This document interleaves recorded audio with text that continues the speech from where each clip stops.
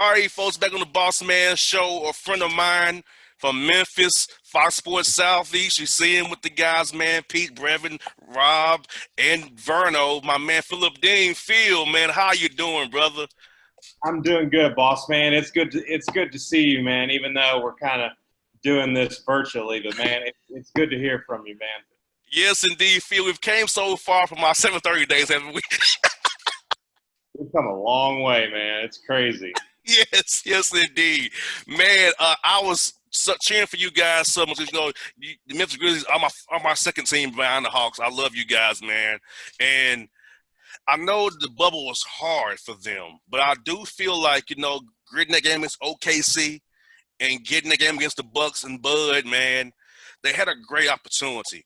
And even though Portland was red hot, gave them boys all they could handle. Feel to be very happy with how the Grizz performed in the bubble at the end. Even though it was a rough go, they still gave it their all.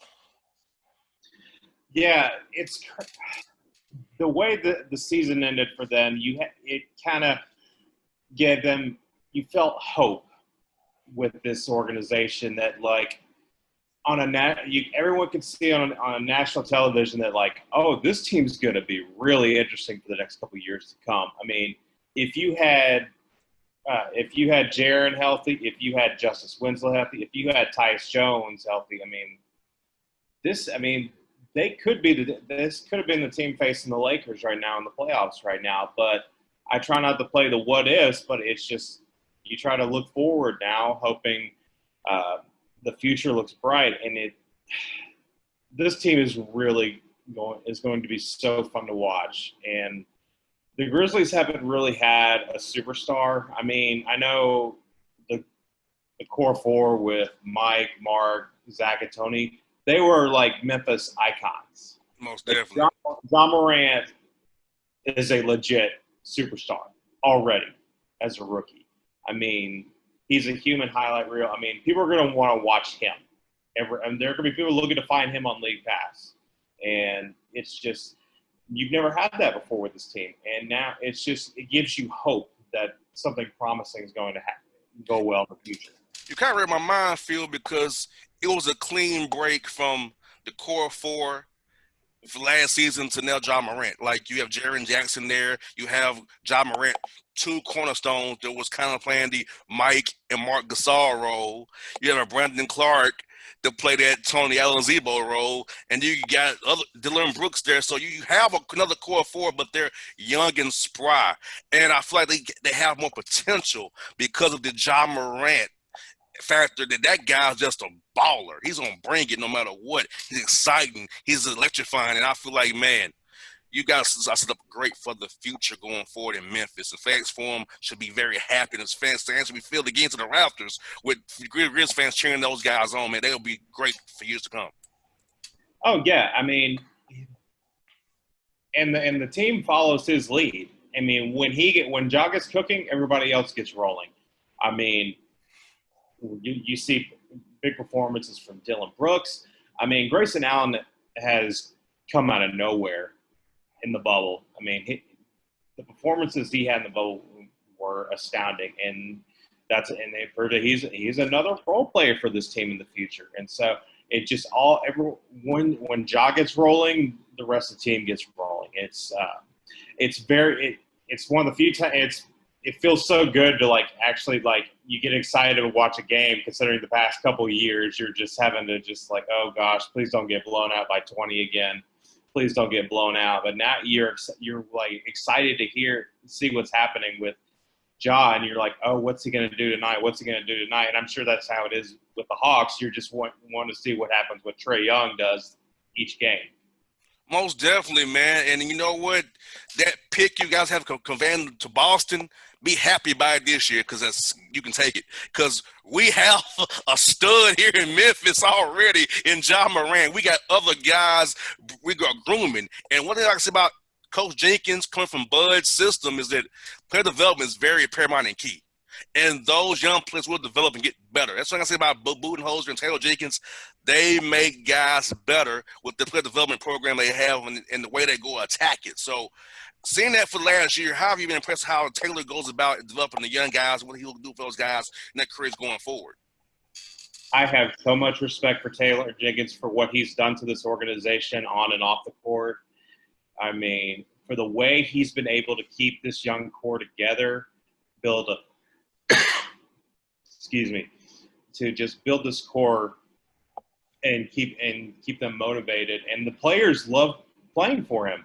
They want to work hard for him, and for all the stuff he's been doing off the court as well for the community. It's just I'm supremely happy that this is the Memphis Grizzlies head coach, and I think he.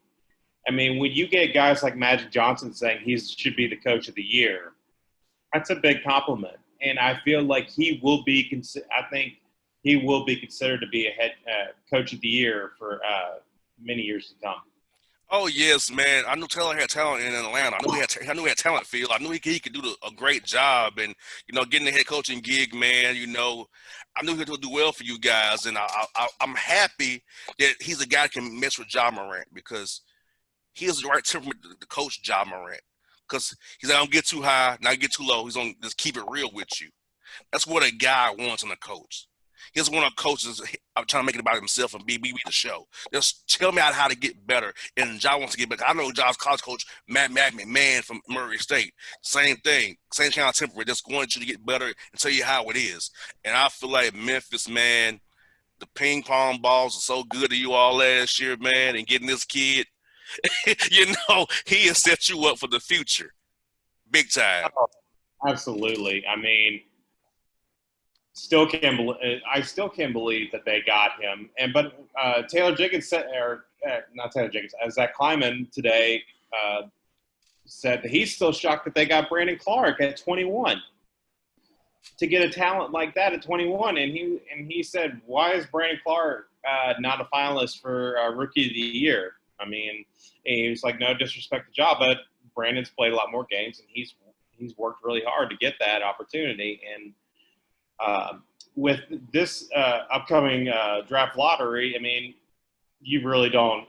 I mean, there's a 0.05% chance the Grizzlies will get a top 3 pick, top 4 pick, like that. So I think the mood right now is everyone's kind of just expecting Boston's going to get the pick this year finally, and we can move on from that. So and everyone's fine with that because the draft class really isn't that exciting this year as it has been in previous years. So you just kind of waiting and see what happens next. They're telling me the Hawks tanked for nothing again this year. You might get James Wiseman. You might get Precious Achiuwa from Memphis. One of those guys I would love to see. I think James Wiseman would be a good fit for the Hawks. I think if they can get to him, that'd be a great way to get. He'd be perfect for the Hawks. Phil, I live through you guys, man, because I don't see too many wins here. So I just live through the Grizzlies. I just live through you all, man, because I don't get see many wins around here. I see losses every night. Like you used to deal with the same thing I deal with every night. So I'm hoping for wins while I know losses are better, but it's hard to cover a loss every night. It just is. I feel I've been there. I completely understand. I've been through those games with you, man. I can totally understand. I'm really hoping the Hawks can really turn it around. I feel, I mean, because you've got such a great star in Trae Young. You just got to find and I really like Lloyd Pierce as a head coach. I think he's a perfect guy for that organization, and you got to find the right guys go around Trae Young and keep him happy there, because you don't want to have him leave and go to a bigger market. I think it would just kill that franchise if a guy like that left. So you just got to build some great talent around him and find some real talent in the free agency. Now, Phil, for you guys, obviously season-wise, what moves you see the team making? You have a great core four or some supporting cast with JV. Jonas Valanciunas was playing out of his mind. I mean, and that contract they got him on, Great contract for Jonas Valanciunas there for 3 years, $45 million. So, what are moves y'all looking to make this offseason to kind of make the team better around Ja and the core four there? I think one of the key things that they need to be looking for is a wing. I think they need to look for a veteran wing, someone with a veteran leadership that has playoff experience, someone that can. You need a shooter. You need a straight up shooter a grab and go shooter. But I feel like you've got all the right young talent around you. Now you got to pick up the veterans that can go and talk to. It's kind of they need a guys that like what they had earlier in the season with Jay Crowder and Solomon Hill. Because when guys like Jaren and Ja would get down, they would just grab them by the arm and just say, "Hey, we're still in this. Get your head up." Those guys were so important to them that to help them throughout the season, it and that I was devastated when they traded them because I was just like, well, man, that goes their veteran leadership. You hope that they can have someone that can help them for the rest of the season, and I feel like you needed that in the bubble. So I feel like you've got to get a veteran type of guy that could shoot the ball, a wing to help them. So I'm hoping they can find someone during free agency, depending on how much they can spend with their limited cap space that they have. And we don't know what the cap's going to be because I know the Hawks will projected to have out 70 million cap space. That ain't going to happen no more because of the restart here. So I have no idea what the Hawks cap looks like because we don't know what the cap's going to be because of what happened. So I know Memphis was good with the cap for us bringing in contracts wise, but yeah, you're right, man. A shooter would be great on that team, man, because you guys can really venture in some shooting to 3-and-D guy. Yeah, Robert Covington from Tennessee State, Mama Mater, might be a good guy, free agent. I've always liked Robert Covington. Yeah, He might be a good guy. Might want to come back to Memphis, Tennessee, and play in Tennessee again once more, and avoid the nice income taxes elsewhere. Because Tennessee has that going for itself. Because you don't feel single guy like the boss man, 7% income tax, man, not fun. Not fun at all, man. Not fun. I don't like that too much, buddy. You know what, man? I'm just happy for you guys, man. It's talk about JV, man, because in Toronto, those guys kind of made him a scapegoat to a degree, getting rid of him, kind of sending him on his way, man. How's he been for the city of Memphis and been in the locker room and in that community, man? I feel like some of the guys been doing very well. He's dominating the post. He's loving what he's doing. I see the joy in his face, man. Like happy he was in Toronto for sure. it seems like he's having fun. I mean, he really loves being around this team and this core, and he sees the future of what this team can do, and I think he wants to be a part of it. And I mean, he obviously wants to be part of it. I mean, when he signed that extension, and it seems just like he knows his role, and he knows that look if they're having struggle offensively, like Zach Randolph would say, just throw it to me. I can get there. I can get in the bucket quickly. So I think he's a guy that I think they should appreciate. I feel like they should appreciate more because he helps out so many ways of just if you're down in a 18-point deficit, like I would just keep throwing it to him. Just find a way to get him points, and that can help bring momentum. And they did that a few times in the bubble. So I feel like he is perfect for this team. That he's got veteran leadership, and he can shoot the three ball as well if he wants to. And it's just he's the perfect type of center for Taylor Jenkins to have with the core around him with Ja and Jaren. Most definitely. And I will say, man, I love the jerseys, man. I know those teal Vancouver jerseys, man. I love them. You should wear them every night. I know that's not thing they should do, but you should wear them every night. Or go back to it. Just put Memphis up there or something. They're great. I know. Every time they wore them during the bubble, I was just like, man, that should be their permanent uniform. I mean, it just blends in so well. especially when they had played Toronto, they had on their whites and Oh, the Grizz had right. on their teal. Man, that was amazing. Took me back to my Oh, dude, childhood there. right. Brought back so many memories of just 96, 97 basketball. Can you believe it, man? We're in our 30s now, man. It makes us feel old. Can you believe it? Man. Cause I'm like, man, it was like I was amazed by it, Phil. It really was, man. I really enjoyed it, man. I did. And I'll tell you what, Phil, I feel like both of our teams here in Atlanta and Memphis, we have bright futures. You got a little ahead of us, man, but I feel like it's gonna be a battle in the South here between Memphis and Atlanta and Charlotte. We don't know what they're gonna do at all. Charlotte, we can't talk about them. We don't know what they're just lost. But I feel like in Atlanta and Memphis, the next 5 years, man, we have something brewing here for sure. Absolutely. I mean, you just see. I mean, like they've got true superstars. Each franchise has a true superstar. I mean, for Trae Young to be starting in the All Star game in his second year in the NBA, I mean, he's going to hold that spot. He's going to be a starter for the All Star game for as long as he wants. And you hope to see Ja, hopefully Jaren, guys like that will make it to the All Star game. I mean, if John Morant isn't in the All Star game within the next 2 years, I'll be shocked. I mean, he's perfect for the NBA All Star game. I mean, Atlanta and Memphis have just really got something going, and hopefully, maybe in years we could see an NBA Finals between Memphis versus Atlanta. I mean, it would be electric if that would happen. Yes, indeed. Now, Phil, I'm nervous because the clock is ticking for me. You know how what happened with guys like Trae Young. I fear in 5 years we don't got nothing going on in Atlanta. He'll be gone. He'll be looking elsewhere. Now, I feel like Ja will be a Memphis Grizzly for as long as he wants to be. But I feel like Trey's mindset's more of, hey, if I don't see it my way, I'm out of here.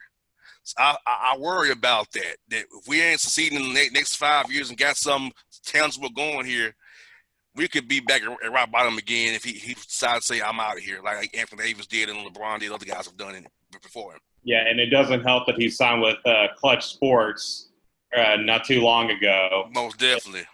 Yeah, so you better. That's a signal to the Atlanta front office of like, you better start putting some real players around Trae, or I can send him to LA really quickly. So, again, just back to what I said earlier, you've got to build the right talent around Trae to keep him happy, and you got to start winning. If not, he'll be out on the West Coast soon.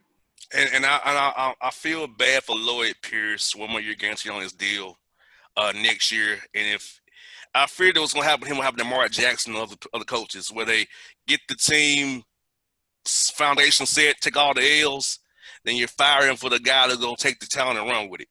So Yeah, I fear that's going to happen to Lloyd Pierce. I don't want to happen. I love LP, but I just see the tea leaves kind of going that direction because I know they want to try to keep Trae Young and they'll sacrifice Lloyd Pierce to get it done. yeah. I mean, if it's kind of, Trae would kind of have that stroke of just like, if he wants Lloyd to stay, he could let him stay. If he doesn't, if he feels like they can need to get a better coach, he can go get a better coach. So, Yeah.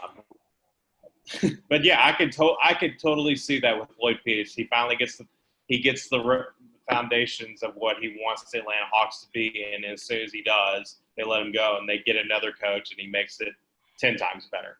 Yeah, so I miss prayer for that doesn't happen, but like you said, Phil, we got excitement here to look forward to, man. I know our quarantine is not fun right now, but hey, we have some look forward to. Whenever basketball starts again for us, we have some look forward to because I feel like the Hawks will be better, and hopefully, I feel like they can play playoffs hopefully next year.